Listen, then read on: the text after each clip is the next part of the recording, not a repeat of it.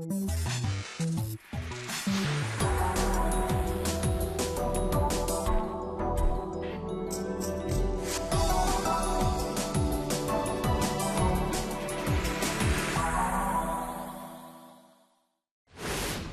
pemirsa, jumpa lagi dalam Inovator, program mingguan DW Indonesia yang menghadirkan laporan-laporan paling menarik dari dunia sains, teknologi, lingkungan, dan gaya hidup. Inilah topik utama kami untuk pekan ini. Teknologi menopang kondisi fisik pesepak bola. Nasib muram beruang hitam Asia. Dan rumah peristirahatan tradisional di tepi pantai. Sepak bola tidak selamanya soal kemampuan mengolah bola atau taktik pelatih semata. Kondisi fisik pemain juga sangat menentukan keberhasilan di lapangan. Intensitas permainan yang meningkat dan banyaknya pertandingan yang harus dilakoni diyakini menggerogoti kesiapan fisik pemain. Sebab itu klub-klub besar banyak berinvestasi buat membangun sarana medis paling mumpuni buat merawat asetnya yang paling berharga.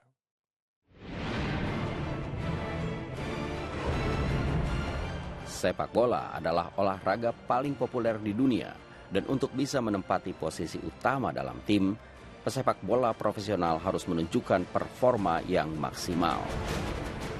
Seperti Simon Rolfes, dia mantan kapten klub Liga Utama Jerman Bayer Leverkusen. Kondisi fisiknya bisa menentukan apakah timnya menang atau kalah.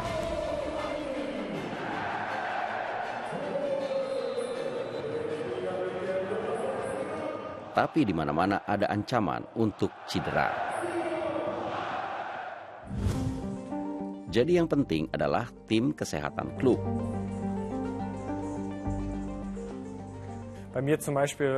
Setelah cedera, saya lama tidak bisa berlatih maksimal. Sejak beberapa minggu kami berlatih di ruangan ini untuk menyesuaikan diri dengan latihan fisik yang berat.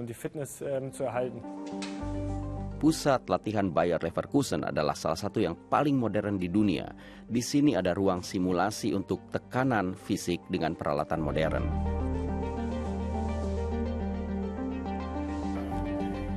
Simon Rolfes mengalami program fitness pada treadmill anti-gravitasi. Kantung udara pada kakinya diisi dengan tekanan tinggi. Semakin besar tekanan, gravitasi makin berkurang dan meringankan beban bagi pinggul, lutut, dan pergelangan kaki.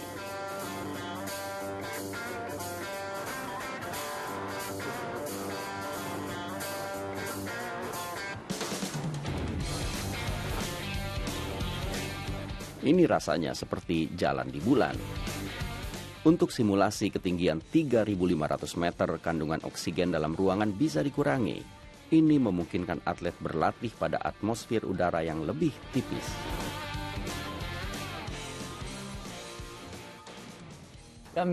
Di sini ada banyak pilihan, ruang tekanan tinggi yang paling menarik. Kami bisa mensimulasi latihan stamina seperti di puncak pegunungan alpina. Jika gravitasi berkurang, berarti beban bagi otot juga berkurang. Tapi, udara tipis menyulitkan atlet berlari. Frekuensi pernapasan meningkat. Udara yang masuk ke paru-paru mengandung oksigen lebih sedikit. Tubuh bereaksi dengan meningkatkan produksi sel darah merah.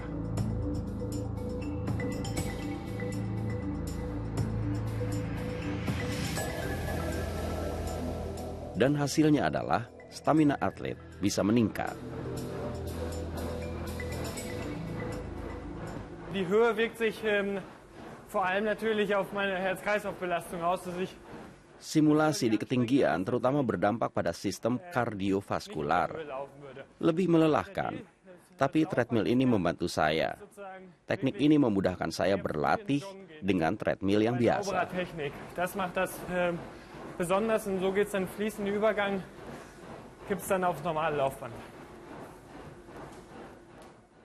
Selain menggenjot fisik para pemain, dokter juga berusaha mempercepat pemulihan otot setelah pertandingan.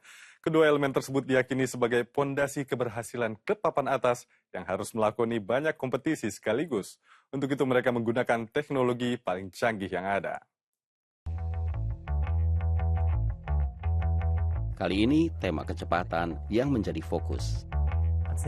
Selanjutnya tapping test. Kamu harus menginjakan kedua kaki pada garis putih. Usahakan sebanyak mungkin kontak dengan lantai dalam 6 detik.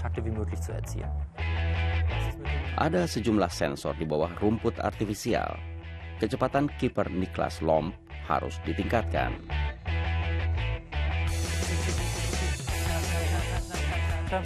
Dia harus berlari lebih cepat lagi. Performanya luar biasa. Tapi untuk sang pelatih, ini masih belum cukup. Setelah countdown, ada angka yang akan menyala secara bergantian. Kamu harus menginjaknya. 30 detik.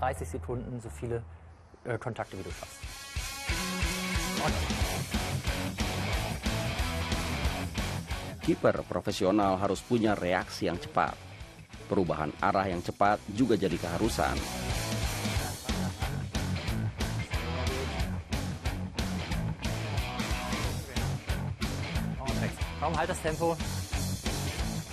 Niklas Lomp berlatih dengan baik.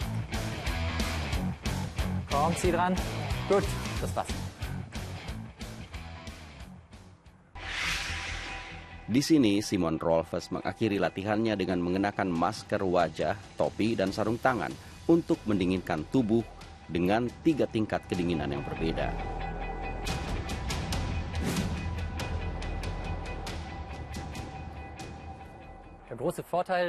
Ruang dingin membantu pemain untuk memulihkan diri secara lebih cepat. Apalagi pekan yang penuh pertandingan, mereka akan kembali ke level fisik normal dengan cepat. Dari ruangan ke ruangan, suhu akan bertambah dingin.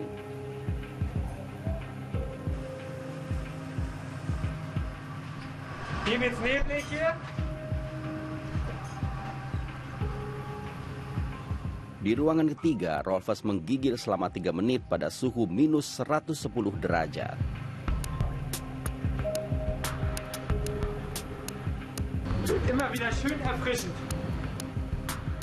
Untuk keamanan, dia diawasi dengan CCTV. Dan akhirnya latihan berakhir.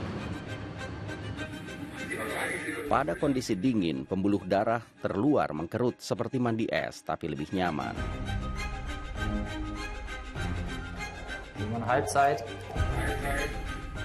Dan seorang pemain bola menggunakan ruang dingin setiap usai bertanding dan sesi latihan. Simon Rolfes akhirnya bisa keluar. Suhu dingin memperpendek waktu untuk regenerasi setelah seseorang cedera. Memang semuanya tidak menyenangkan saat ada di dalam, tapi begitu keluar tubuh jadi hangat. Seperti di sauna, cuman terbalik. Di klub Bayer Leverkusen, para pemain memperoleh penanganan medis yang terbaik. Ini kunci keberhasilan pesepak bola profesional untuk jangka panjang.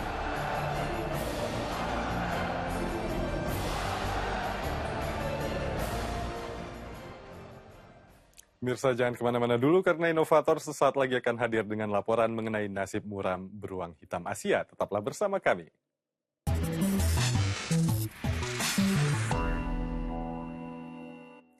Sebuah bisnis kotor di Asia Tenggara yang tumbuh bak jamur di musim hujan mengeksploitasi beruang hitam sebagai hewan perah untuk diambil cairan empedunya. Pasalnya di banyak negara, termasuk juga di Indonesia, cairan empedu beruang diyakini berkhasiat menyembuhkan berbagai penyakit. Beruang ini tidak sabar lagi melihat makanan favoritnya, selai stroberi.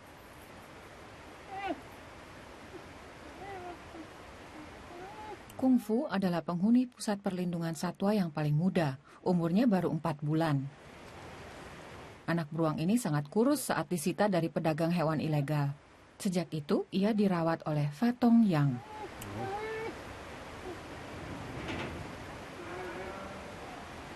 Selain Kung Fu, para pelindung satwa Free the Bears tahun ini juga berhasil menyelamatkan 3 anak beruang lagi.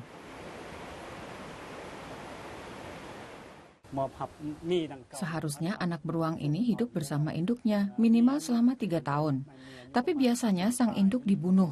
dan anaknya dipelihara dalam kondisi mengenaskan.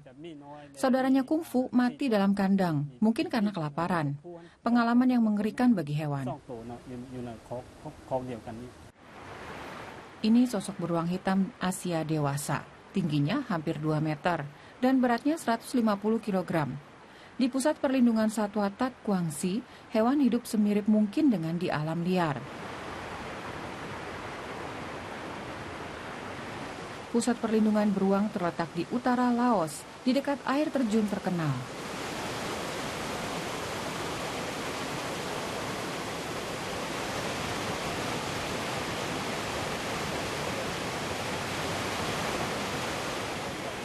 Berkat objek wisata tersebut, banyak turis yang juga berkunjung ke kandang beruang.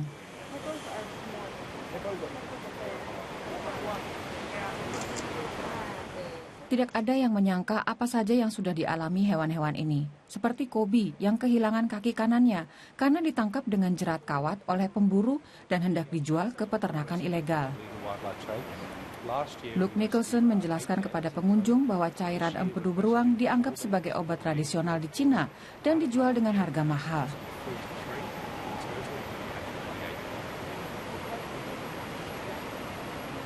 Di peternakan, beruang disekap di kandang sempit. Selama 20 tahun, mereka secara rutin diambil cairan empedunya dengan jarum suntik. Bayangkan penderitaan hewan tersebut. Belum lagi, mereka hanya diberi pakan sangat sedikit.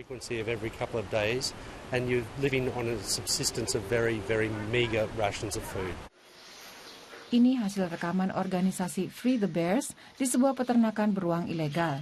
Ada beberapa banyak peternakan semacam ini di Laos, tidak ada yang tahu. Penyiksaan hewan seperti ini sebenarnya ada undang-undang resmi yang melarangnya. Namun tidak ada pengawasan serius atau hukuman berat yang dijatuhkan.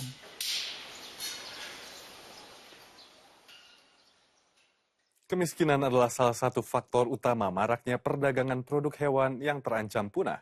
Kini aktivis lingkungan berusaha menyadarkan penduduk lokal tentang pentingnya melindungi beruang hitam Asia. Sayangnya kesadaran semacam itu tidak mudah buat ditumbuhkan. Luke Nicholson mengatakan kemiskinan di Laos adalah musuh utamanya.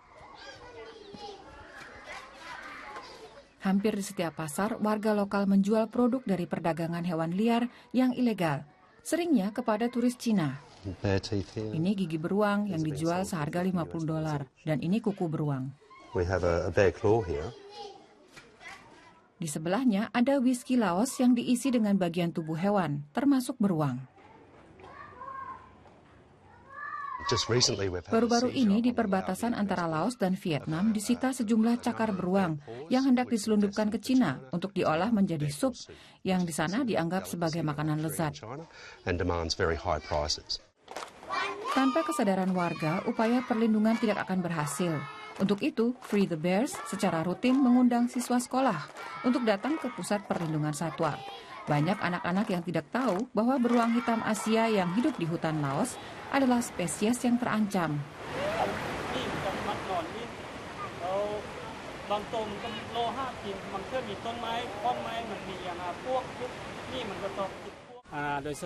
Khususnya di daerah pedesaan, harus lebih sering diadakan penyuluhan.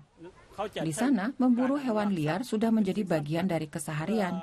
Anak-anak harus menyadari bahwa beruang sangat terancam dan bisa punah dari seluruh Laos.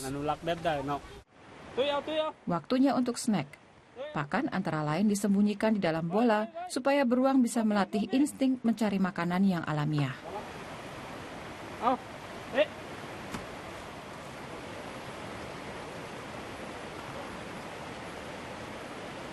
Para pekerja pelindung satwa dibiayai oleh donatur asing.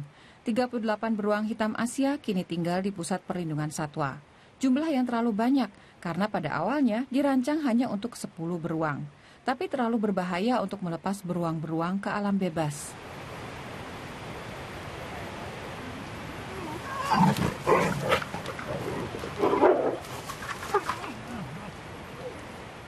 Ada beberapa alasan mengapa beruang tidak bisa kembali ke alam liar. Beberapa mengalami luka pada bagian tubuh dan masalah psikis, yang lainnya dibesarkan oleh manusia.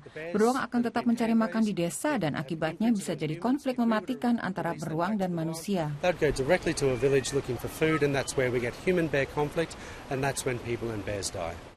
Di luar kota Luang Prabang, rencananya akan dibangun pusat perlindungan beruang yang lebih besar. Lahan bekas pertanian ini luasnya 26 hektar.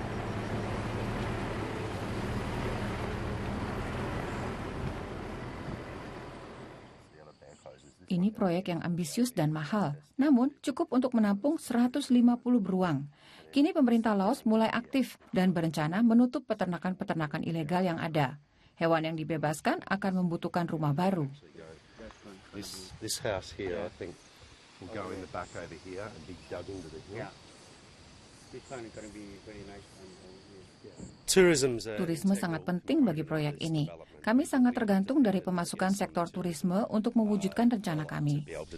Ini proyek besar yang sangat mahal, baik untuk biaya pembangunan maupun untuk pengelolaannya kelak. Tat Kuangsi hari ini dikunjungi para biksu dari desa tetangga. Mereka memberkati para pelindung hewan dengan ritual agama Buddha. Upacara ini dipercaya akan memberi keberuntungan bagi para pekerja dan mengusir setan-setan yang jahat.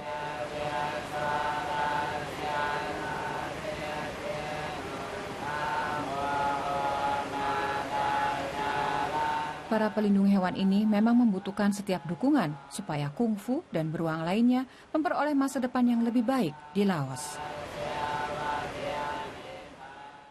Laporan inovator terdahulu dapat Anda tonton ulang melalui media center situs dw.com/Indonesia atau di kanal YouTube kami DW Indonesia. Nah pemirsa, usai jeda berikut inovator akan kembali dengan laporan menarik mengenai rumah peristirahatan di tepi pantai. Tetaplah bersama kami. Tema-tema yang menggerakkan manusia. Informasi yang menautkan mereka. Pendapat dari Anda. DW di Facebook dan Twitter. Aktual dan jelas.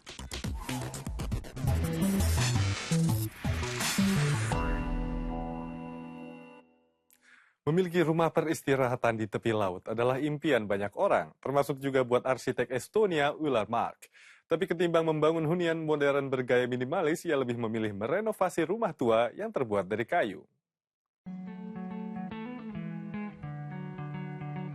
Pesisir utara Estonia, Taman Nasional Lahema sekitar 1,5 jam dengan mobil dari ibu kota Tallinn. Sejumlah desa di sini dilindungi sebagai cagar budaya. Di Naturi, dekat pantai, terletak rumah Kart Domingas dan Ulla Mark. Dibangun tahun 1902, tempat ini jadi rumah liburan mereka. Kart Domingas dan Ulla Mark menyambut tamunya. Lantai dasar terbagi atas ruangan-ruangan kecil. Dekorasi ruang tamunya campuran antara gaya rustikal dan mewah. Mereka mencari selama 5 tahun sampai menemukan rumah ini. Saya bersyukur menemukan tempat ini. Sepertinya tempat ini juga yang mencari kami. Kami tidak hanya mencari satu tempat khusus, tapi seperti bisa mendengar seruan untuk selalu datang ke sini. Semua wallpaper di sini pilihan Kurt Domingas, terbuat dari kertas, produksi Finlandia. Saya suka warna emas, biru, dan putih, warna-warna yang cocok untuk saya. Emas membuat suasana jadi lebih baik dan ada kesan serius. Mungkin saya juga seperti itu.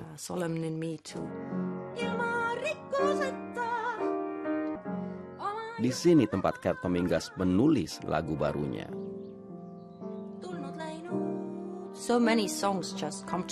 Banyak inspirasi yang saya dapat saat bermain piano dan memandang ke arah laut.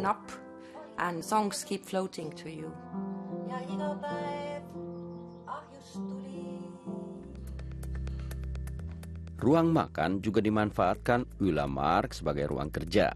Kalau ada tamu, 2 meja digabung menjadi 1. Ruangan ini sejak dulu ditempeli wallpaper. Pintu tidak direstorasi seperti aslinya. We clean the doors. Catnya kami amplas sampai terlihat kayu aslinya. 100 tahun lalu orang senang dengan cat karena mahal dan dianggap modern. Paint was like modern, and usually they paint. Tapi kami suka bagian kayu yang asli. Jadi kami mengamplas pintunya sampai terlihat aslinya. We take off the paint. Mereka membeli rumah itu tahun 2006. Setelah 2 tahun direnovasi, rumah ini akhirnya bisa ditempati.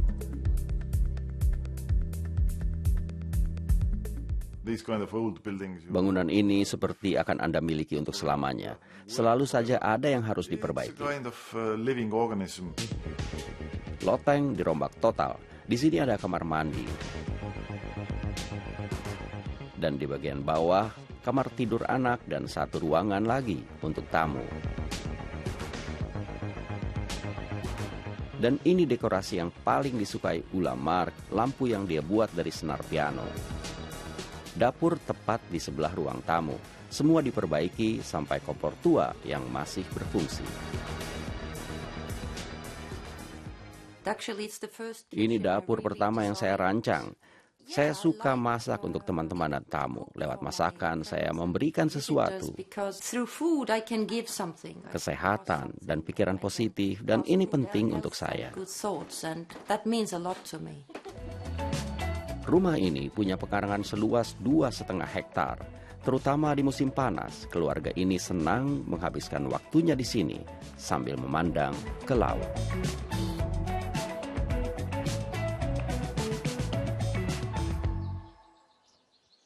Garib Ay gemar melukis di atas air. Dengan menggunakan metode Ebru yang telah berusia ratusan tahun, seniman Turki itu mencipta ulang karya pelukis-pelukis besar ternama.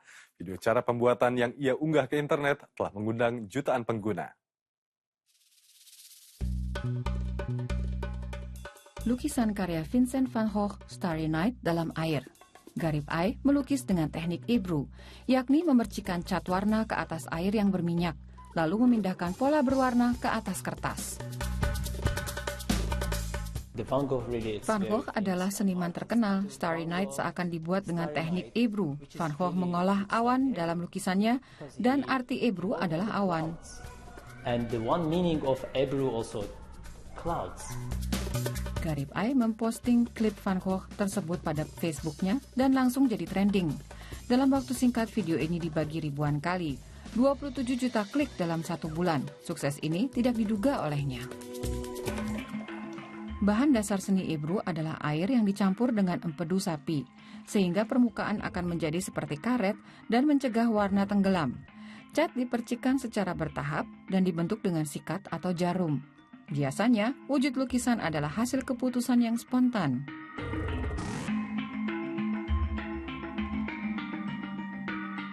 You have a limit. Ada batasannya, karena kita bekerja dengan air.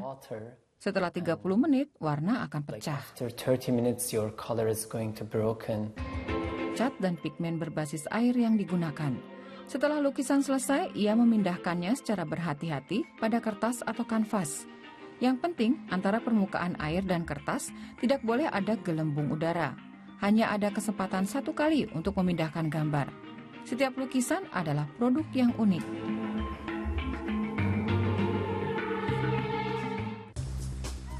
Karya-karya baru setiap harinya diproduksi dengan cara ini di dekat Golden Horn, Istanbul.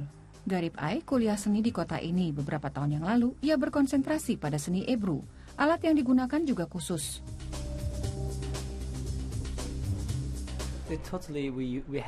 Material yang digunakan sama sekali berbeda. Seperti kuas ini.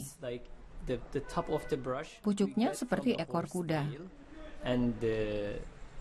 Bagian ini dari kayu mawar. Ada lubang di dalamnya. Dan setiap kali saya menggerakkan dan menyentuhnya, warnanya keluar. Garib Ay mengadakan workshop dan seminar di seluruh dunia. Karyanya sering dimanfaatkan dalam adegan di teater, opera, dan pertunjukan cahaya seperti di Dubai.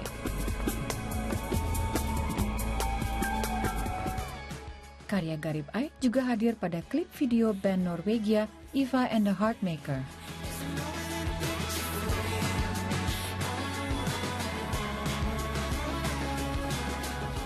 Garip Ay lahir tahun 1984 di Siirt, Tenggara Turki. Baginya, Istanbul adalah sumber inspirasi. Hanya melukis motif bunga tradisional tidak cukup bagi seniman muda ini. Ay ingin terus menekuni seni Ebru. Kali ini yang menjadi inspirasinya Edvard Munch. Dalam beberapa menit, jadilah lukisan paling terkenal Munch, The Scream, versi Ebru.